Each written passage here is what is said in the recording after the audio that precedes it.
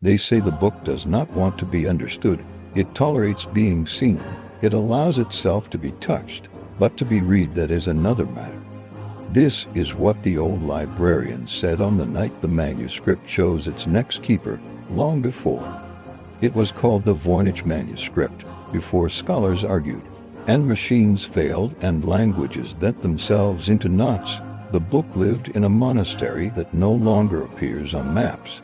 The monastery stood between marsh and forest, where fog arrived before dawn and left after memory. Its monks copied holy texts by candlelight and swore vows of silence so strict that even their thoughts learned to walk barefoot. The book arrived without announcement. No rider, no delivery mark. No note. It simply appeared on the writing table one morning, bound in pale skin that did not belong to any animal known to the brothers. They did not ask where it came from. That was their first mistake. Brother Matteo was the youngest among them, and the only one curious enough to be dangerous. While the others copied psalms and prayers, Matteo watched the strange book from the corner of his eye. Its pages were filled with drawings, plants that twisted in impossible ways, roots shaped like lungs, flowers blooming inward instead of out. There were women bathing in green pools connected by pipes, stars arranged in spirals that did not match the heavens, and writing lines and lines of it in a script no one recognized. The letters looked almost familiar. That frightened him most. One night, when the bells had finished counting the hours, Matteo touched the page. The ink was worn, not fresh alive. The moment his finger brushed the script, a word formed in his mind, not a sound. Knowing, he pulled his hand back, heart racing. The book had not spoken, it had remembered him.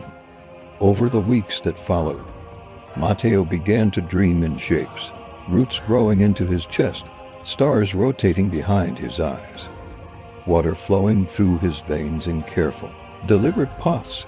He stopped copying scripture.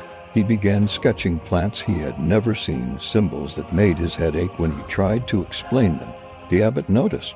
"You are straying," the abbot said gently. "I am learning," Matteo replied. That night, the book opened by itself. The manuscript was not written in a language meant for mouths. It was written for processes, for growth, for change, for becoming. Each page described not what was, but what could happen if the right conditions were met. The plants were not species. They were states. The stars were not constellations. They were cycles of thought. The women bathing were not women at all, but representations of the body as it moved through time. The book was a manual, not for machines, for humans.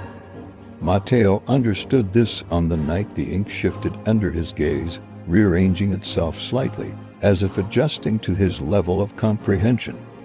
The book was teaching him, and in doing so, it was changing him. The others noticed too late. Brother Paolo began coughing black phlegm after studying a single page.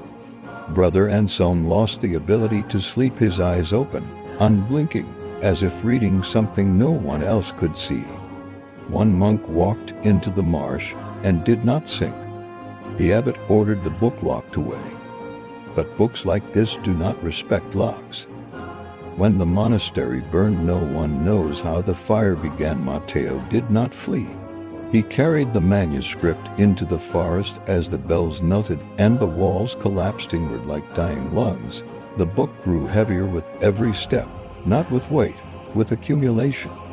It was storing him at the edge of the forest. Matteo realized the truth. The manuscript was never meant to be finished. It was never meant to be solved. It was a living archive of minds that had partially understood it and paid the price. To read it fully was to be absorbed. So Matteo made a choice. He stopped trying to understand. He let the book forget him.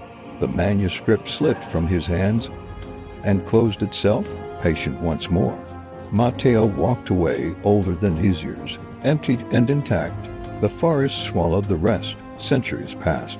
The book resurfaced in courts and collections, passing from hand to hand, confusing alchemists, humiliating scholars, mocking codebreakers, It allowed itself to be scanned, photographed, analyzed, digitized, but never translated, because translation requires intent. And intent is exactly what the manuscript resists. It does not want dominance, it wants interaction. Just enough. Some say the book is waiting for a reader who will not try to conquer it. Others say it is a warning proof that not all knowledge is meant to become language. And a few, very few, believe the manuscript is still growing, that each person who studies it adds something invisible to its pages. A misinterpretation, a pattern, a failure.